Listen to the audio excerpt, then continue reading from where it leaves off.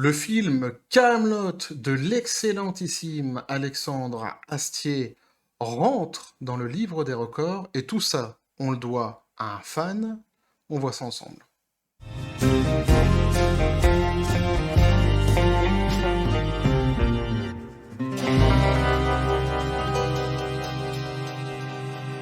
Et pour ceux qui me suivent régulièrement, pour ceux qui me connaissent depuis un moment, vous le savez les copains, toujours la même petite rengaine, un petit café pour se détendre, pour essayer de passer un bon petit moment. On revient sur Alexandre Astier et donc sur le film qu'il a sorti. Je dis on revient.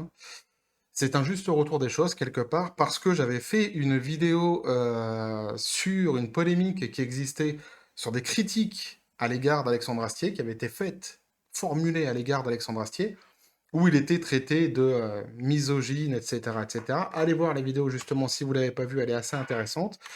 Et alors, c'est une vidéo assez extraordinaire parce que elle a rencontré un très très très gros succès. Je vous remercie vraiment pour tous ceux qui l'ont vu, pour tous ceux qui ont posté des messages. J'ai reçu plein de messages super. On est à plus de 11 000 vues. C'est un truc de fou, hein. Pour moi, qui est une micro-chaîne avec ouais, une toute petite chaîne quoi, hein, qui débute à peine. Ça a été vraiment super. Et alors, avec des messages vraiment géniaux, avec des gens avec qui j'ai pu partager, parce que c'est l'idée. L'idée, c'est je vous donne mon avis sur des sujets comme ça, à chaud. Alors, c'est vrai que moi, je fais beaucoup dans la pop culture. J'aime beaucoup ce qu'on appelle les bad news, les polémiques et tout ça. J'aime bien partager avec vous. Et aussi, certains phénomènes de société hein, qui m'inquiètent parfois, qui m'interpellent parfois sur lesquels bah, je discute, je donne mon point de vue, mon avis, et ça permet de partager encore une fois, d'avoir le retour un peu. Et j'ai été vraiment très surpris sur cette vidéo parce que, alors positivement surpris parce que j'ai reçu donc beaucoup de messages de gens qui ont été vraiment super, hein, qui partageaient la vision que j'avais aussi hein, sur les critiques qui étaient formulées contre Alexandre Astier. Et ça nous a permis de partager nos idées. J'ai eu deux, trois petits messages de gens qui n'ont pas vraiment compris, qui se sont arrêtés au support sur lequel j'avais pris l'article, parce que c'était le journal Valeurs Actuelles, et donc qui n'ont même pas regardé la vidéo. Alors, sachez, j'en profite justement, parce qu'on revient sur Alexandre Astier, sachez que moi, ça pourrait être écrit sur Namek, sur Krypton, ça pourrait venir de Pif Gadget, ça pourrait venir du journal de Mickey. Hein. Peu importe, en fait, peu importe le support sur lequel je lis, c'est des sujets que je vois passer comme ça, qui m'interpellent ou non, que je partage avec vous. Ah, voilà, je n'ai aucune accointance, on m'a prêté des accointances politiques, je n'en ai absolument aucune, et ceux qui me connaissent bien le savent, j'en ai plutôt assez rien à battre hein, de la politique en général, même si parfois je donne un petit peu mon avis, mais sans plus, quoi. Donc, il y en a qui se sont arrêtés. Mais bon, ça a été un épiphénomène, parce que la plupart des messages, ça a été des messages super, avec des gens qui ont bien compris hein, le sujet, et avec qui j'ai pu échanger et justement voir positivement que beaucoup de personnes en fait partageaient mon idée. Ça m'a permis aussi de découvrir hein, certaines personnes, puisque ma chaîne elle a progressé énormément grâce à cette vidéo-là. Donc merci à vous. J'ai eu beaucoup de nouveaux abonnés d'ailleurs grâce à cette vidéo-là. Merci à vous, parce que vous êtes vraiment super.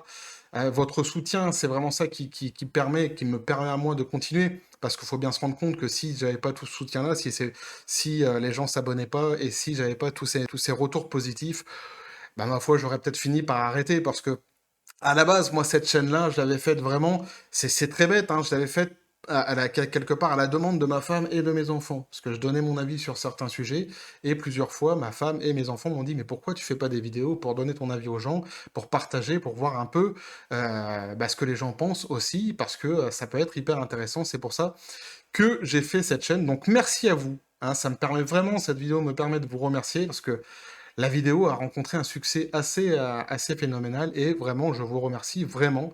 Donc cette fois-ci, on est sur une vidéo feel good avec un record qui a été battu, donc Cocorico parce que ça rentre dans le livre des records, parce que c'est un film français et je crois que la meilleure réponse, en fait, hein, au-delà de la réponse d'Alexandre Astier, qui avait déjà répondu sur le fait qu'on l'accusait de misogynie, hein, qui avait dit, en fait, en gros, que les gens qui parlaient de ça, ils pouvaient très bien aller se faire...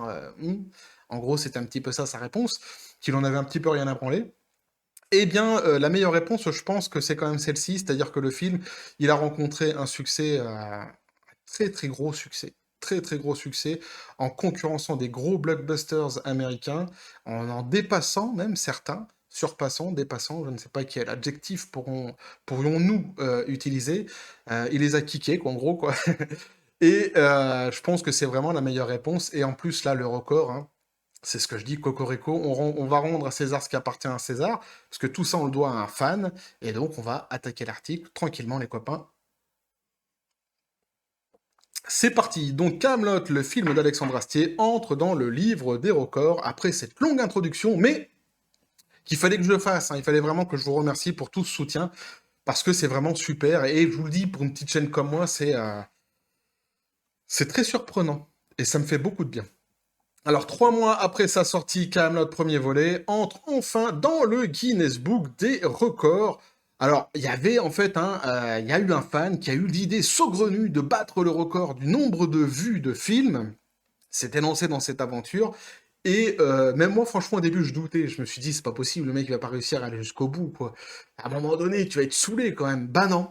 Non seulement il n'a pas été saoulé, puis en plus, grande classe évidemment d'Alexandre Astier, il a pu rencontrer donc Alexandre Astier. On va voir ça. Donc on nous dit 2 mois d'efforts récompensés seulement en 2 mois en plus. Hein, pas mal. Hein. Vous allez voir le nombre. C'est quand même assez hallucinant. Donc, comptant parmi les films les plus attendus de l'année, Kaamelott premier volet a été un véritable succès. Tout de suite, je fais une petite parenthèse d'honnêteté, puisque je me dois d'être honnête avec vous. Je suis forcément, on va dire, j'aime pas le mot fan, mais bon, un grand fan quand même, il faut le dire, de Kaamelott, hein, de la série Kaamelott, que j'ai vu, revu et que je même re-regarde encore actuellement, tellement elle me fait marrer. Le film, je ne l'ai pas vu pour des raisons tout à fait techniques, que je vais le voir bientôt de toute façon, ce qui va sortir en DVD. Donc ça, c'est génial. Mais pour l'instant, je ne l'ai pas vu. Donc, bah, c'est pas avec moi que vous aurez du spoil, j'ai envie de vous dire. Hein. Mais je me dois d'être honnête avec vous. Mais je ne doute pas de la qualité de l'œuvre, de toute façon. Alors, sorti le 21 juillet 2021, le film d'Alexandre Astier a pu rivaliser avec les gros blockbusters hollywoodiens estivaux, c'est ce que je disais, hein, triomphant face à des mastodontes tels que Black Widow ou Fast and Furious. 850 000, le Fast and Furious 9, mais à un moment donné, ils vont s'arrêter quand même. Non. Vous savez quoi, les copains? Moi, je vais vous dire, j'ai vu en fait le 1. J'ai entreaperçu le 2, et aujourd'hui, on est au 9, et je les ai pas vus. J'ai pas vu tous les autres. J'avais bien aimé le 1. Ah, j'avais bien aimé le 1. Après, j'ai trouvé que c'était un petit peu trop tiré sur la corde. Mais c'est mon avis. Hein. Alors, témoignant au passage du profond désir de fans de connaître la suite de la plus grande série française de tous les temps, mais l'immense succès au box-office Kaamelott, premier volet, s'est accompagné d'une entrée fracassante du film dans le Guinness Book, grâce aux efforts d'Arnaud Klein. Donc chapeau l'artiste, hein, Monsieur Klein, chapeau l'artiste, chapeau bas, j'ai envie de dire. Hein. Bravo pour ce record, hein, qui est cocorico, parce que finalement c'est un petit peu de la France qui rentre aussi dans ce livre des records, et par la grande porte, j'ai envie de dire, parce que c'est vraiment une œuvre qui tient à cœur à beaucoup, beaucoup de Français, donc c'est vraiment génial. Donc il a littéralement donné de sa personne pour que le film d'Astier puisse avoir cet honneur. Donc, on l'a beaucoup chroniqué sur le site high-tech que je suis en train de lire actuellement, donc, puisque Arnaud Klein a vu Kaamelott, premier volet, 204 fois, un marathon couronné par une surprise d'Alexandre Astier, puisque l'acteur-réalisateur a vu le film en personne avec celui qui n'a pas usurpé le titre du plus grand fan de Kaamelott. Donc, grande classe, il a été voir, je crois que c'était la 200e qu'il a été voir avec lui. Il me semble. Hein.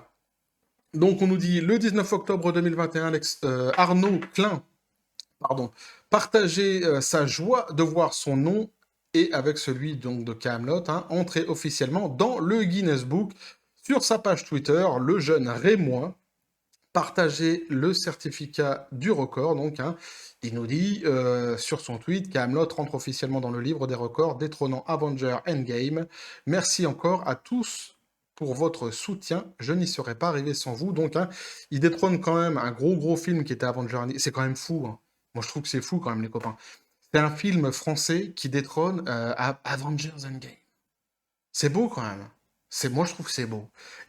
Alors, vous allez me dire, c'est que dalle, c'est rien, mais il n'y a pas de petite victoire, moi, j'ai envie de dire. Et ça fait plaisir quand même de voir la culture française, en tout cas celle-ci, je vous dis, pour moi, c'est la meilleure des réponses. Hein. à toutes les critiques qui lui sont faites, Alexandre Astier, je trouve que c'est la meilleure des réponses. Bravo au public, hein. Bravo au public qui l'ont porté, qui ont pu aller le voir au cinéma. Moi, évidemment, t'as bien compris, j'ai pas pu aller le voir. Mais bravo au public qui l'ont porté, hein, qui a porté ce film et surtout l'œuvre d'Alexandre Astier. Quand on sort un film comme ça, en plus sorti d'une série, c'est toujours à double tranchant, c'est qui tout double, hein. Bien qu'il avait une grosse base de fans derrière, il aurait très bien pu sombrer et à se prendre un gros mur, hein. Et ce n'est évidemment pas le cas parce que beaucoup de talent, c'est sûr, hein. Mais bon, bravo à tous ceux qui ont porté ce film, bravo à Monsieur Klein qui a réalisé un record extraordinaire et qui fait plaisir, qui fait chaud au cœur à notre petit cœur de geek, hein, j'ai envie de dire. Donc, le plus grand nombre de visionnages d'un même film est 204 et a été atteint par Arnaud Klein en France le 20 septembre 2021. Alors, il me semble, hein, je crois pas que ce soit dit dans cet article-là, mais j'avais vu dans un autre article qu'il avait, pour ceux qui se posaient la question, mais il me semble, si je ne me trompe pas, dites-moi dans les commentaires justement si je me plante, mais il me semble que, évidemment, en fait, celui qui a fait le record, donc, hein, Arnaud Klein, il avait j'ai envie de dire un pass. En ce moment, le pass, quand tu le prononces, tu te brûles les mains. Non, il avait un pass, il avait comment on appelle ça? Un abonnement. Un abonnement au cinéma, hein, ce qui lui a permis de ne pas payer une fortune, il me semble. Mais il a quand même payé, je crois, 500 et quelques balles pour que le record soit validé rapidement, sans quoi il aurait dû attendre je sais plus combien de semaines avant que le... Alors c'est en plus des... Il a dû montrer je sais plus combien de milliers de preuves, etc. Enfin, c'est un truc de malade, hein. Si vous voulez aller voir sur Internet, vous allez trouver un petit peu comment il a fait pour... Et d'ailleurs, il est classe, hein, parce qu'il dit, il sait très bien que son record, il va se faire battre dans 1 an, dans 2 ans, dans 5 ans, dans 10 ans, parce qu'un record, c'est fait pour être battu. Et il dit, celui qui un jour veut éventuellement battre mon record, il peut me téléphoner ou plutôt contacter sur Twitter et il lui donnera des astuces. Il lui dira comment faire, hein, des astuces pour réussir à faire un record comme celui-ci. Donc, hein, on rappelle que le précédent record était détenu par Romero Alanis, un Américain vivant en Floride qui a vu Avenger Endgame 191 fois. Il l'avait vu plus que ça. Mais justement, dans les preuves qu'il avait fournies, on avait quelques-unes qui avaient foiré. Mais de toute façon, il avait vu moins que notre Français, qui l'a vu beaucoup plus finalement, hein, donc, du coup. Mais il me semble que lui, il avait eu un problème justement dans les preuves qu'il avait apportées. Il y avait eu un foirage, donc ils se sont arrêtés à 191. Mais il avait déjà le record quand même, le gars, hein. Donc on notera également que le record a été atteint le 20 septembre 2021, soit presque 2 mois, jour pour jour, après la sortie donc, du long métrage. Donc bravo, hein. Encore une fois, bravo à Monsieur Klein. Et aussi, ce qui n'est pas dit dans l'article, c'est le gars, hein, qui avait le précédent record, donc Romero Alanis, il me semble, encore une fois, si je dis pas de bêtises, ils étaient rentrés en contact, en fait, Arnaud Klein et lui, et il l'avait déjà soutenu. Vous voyez, comme quoi, dans la communauté, comme ça, on va dire, même si j'aime pas non plus le mot communauté, mais dans la communauté de la pop culture, comme ça, ouais, de la pop culture, les gens sont quand même assez sympas et assez ouverts d'esprit, et ça fait quand même, franchement, putain de plaisir, quoi. Tout comme les messages que j'avais reçus sur ma dernière vidéo sur Alexandre Astier, ça fait, franchement, je vous assure, ça m'a fait super plaisir. Je vous dis, à part les épiphénomènes des 2-3 messages et d'autres messages que j'ai reçus en privé avec des gens qui n'ont pas bien pigé, en fait, hein, que j'allais pas sur des sites uniquement parce que j'avais un bord politique ou un truc comme ça, mais sinon, la plupart des gens ont été extrêmement bienveillants et vraiment très intelligents. Donc on nous dit, quoi qu'il en soit, Arnaud Klein a placé la barre très haute et il faudra sans doute attendre plusieurs mois, voire plusieurs années, avant que son record ne soit dépassé. Alexandre Astier, qui a souvent réagi au projet et au record du monde du jeune homme, n'a pas encore communiqué concernant l'entrée officielle de Kaamelott, premier volet, dans le Guinness Book. On imagine cependant sans mal combien le cinéaste doit être fier, d'autant qu'il avait conditionné le développement de KV2 au succès du premier film. Donc là, hein, bon, théoriquement, la suite devrait arriver, donc, hein, et ça fait plaisir aussi. Donc on peut donc se dire tous que tous les signaux sont au vert pour le lancement de cet immense chantier. Si vous avez aimé le film, n'oubliez pas le premier coffret prestige de Kaamelott, premier volet, ouvert à la précommande. Voilà ce que le petit article, très rapide, hein. Il y a des articles qui traitent du sujet beaucoup plus en profondeur, qui expliquent vraiment le nombre de preuves qu'il a fallu à Monsieur Klein pour pouvoir réussir ce qu'il a réussi, avec des commentaires de lui-même aussi. Je sais plus c'est quel journal qui avait justement eu l'interview juste après la validation du record. Vous le trouverez très facilement de toute façon sur Internet. Alors, il me semble aussi que Alexandre Astier s'était engagé à le re-rencontrer une fois le record validé, donc je pense qu'il le fera aussi. Alors évidemment, ça se fera peut-être pas tout de suite, même lui d'ailleurs le sait très bien, il dit ça sera peut-être dans 6 mois, hein. Arnaud Klein le sait très bien, il dit ça sera peut-être dans 6 mois, mais normalement ils devraient se rencontrer hein, pour fêter hein, quand même le fait que bah, Cocorico, c'est ce que je disais, un film français et en plus une comédie française, hein, rentre dans le Guinness Book, hein, dans le livre des records. C'est assez extraordinaire, ça fait vraiment plaisir, et ça fait encore une fois, c'est ce que je le répète une fois de plus, c'est la meilleure réponse qu'on pouvait apporter à toutes les critiques qui sont faites à Alexandre Astier. Vous voyez, il existe comme ça des artistes qui, par leur œuvre, à un moment donné, et surtout grâce à leur talent, rentrent dans la vie des gens, des artistes qu'on n'oublie pas, qui font des choses, ça peut être de la musique, ça peut être de la peinture, ça peut être comme ici des films, ça peut être des chansons, hein, etc., qui, grâce à leur talent, eh bien, rentrent dans la vie des gens, et ce sont des artistes qu'on n'oublie pas, qu'on garde comme ça hein, jusqu'au bout, qu'on partage aussi avec ses enfants. Moi, je le fais découvrir à mes enfants, à mes plus petits, les plus grands le connaissent déjà, mais les plus petits, je leur fais découvrir. Un peu comme à l'époque, quand mon père, il m'avait dit... il m'avait montré bon, évidemment des films de Bruce Lee et il était un grand fan de Bruce Lee et de Michael Jackson. Et lui, c'était sa came à lui, et il m'avait dit, tu vois, bah, tu pourras dire de ton vivant, il n'y a plus de Mozart, il n'y a plus de tout ça, il n'y a plus de Beethoven, tout ça de ton époque, mais tu pourras dire que de ton vivant, tu as connu vivant, justement, deux des plus grands génies de cette terre, parce que c'était son avis à lui, hein, qui est tout à fait, on peut discuter, mais en tout cas, c'était son avis à lui. Et voyez, c'est ça, c'était cette histoire de transmission que certains artistes sont capables de propager, hein, je sais pas comment on pourrait dire ça, de transmettre, ouais.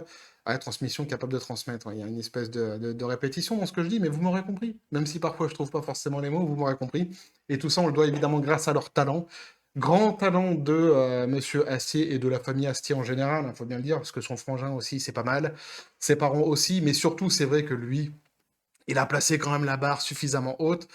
Et c'est marrant parce que, vous voyez, dans les critiques que j'ai reçues, parfois dans des messages privés, il y a des gens qui venaient me voir en me disant, en fait, en comparant la série Camelot à la vraie histoire qu'a connue ce monde, bah, je ne pense pas qu'Alexandre Astier ait jamais voulu faire, en fait, une espèce de rétrospective sur l'histoire exacte. Hein, c'est une comédie.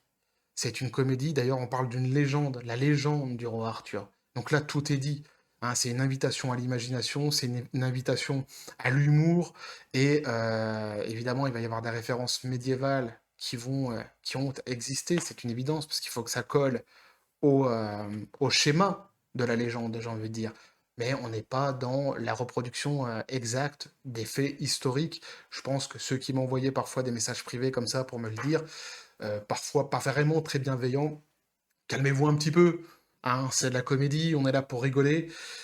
Et encore une fois, je le dis, la plupart des messages que j'avais reçus ont été super, ont été vraiment bienveillants, et donc je vous remercie encore une fois pour tout ça. N'hésitez pas à vous abonner, c'est ce que je dis à chaque fois dans toutes les vidéos, mais ça compte parce que ça me permet vraiment, moi, ça soutient la chaîne et ça me fait, ça me, en réalité, ça me motive. C'est ça le délire, hein. Moi, ça me fait plaisir de partager avec vous et ça me motive de voir, d'avoir de plus en plus de personnes hein, qui s'abonnent à la chaîne et qui partagent et qui mettent des commentaires, etc., etc. Donc, n'hésitez pas à vous abonner, comme je dis à chaque fois, si le contenu vous a plu. Et puis parce que c'est comme ça. Parce que l'algorithme de YouTube faisant que, de toute façon, bah, plus on est visible. Et c'est quand même super sympa parce que ça nous permet, c'est ce que je dis, ça permet de partager des passions, partager des idées. On peut ne pas être d'accord. D'ailleurs, moi-même, ma pensée est évolutive. Il m'arrive que je fasse des vidéos parfois où j'ai mon frangin qui m'appelle et qui me dit pourquoi t'as dit ça, je suis pas d'accord avec toi et on se prend la tête pendant une demi-heure. Mais ça fait partie du délire et ça fait super plaisir. Donc voilà, donc n'hésitez pas à vous abonner. Donc si le contenu vous a plu, vous avez mon Twitter et mon Facebook qui sont dans les descriptions des vidéos. Activez la cloche pour les prochaines notifications, les prochaines vidéos qui vont arriver. Un commentaire, un pouce. Sur ce, Les copains, toujours, parce qu'il faut toujours terminer de manière propre, j'ai envie de dire. Je vous dis à la John Spartan, paix et félicité. J'irai voir, non, j'irai pas voir, mais je m'achèterai, parce que j'irai voir, je pourrais pas, mais je m'achèterai le DVD et peut-être que je ferai une vidéo quand même sur le film après pour vous dire vraiment, ou dans une de mes vidéos, j'en parlerai pour vous dire ce que j'ai pensé du film, mais à mon avis, je vais vraiment l'aimer. Et que la force soit avec vous.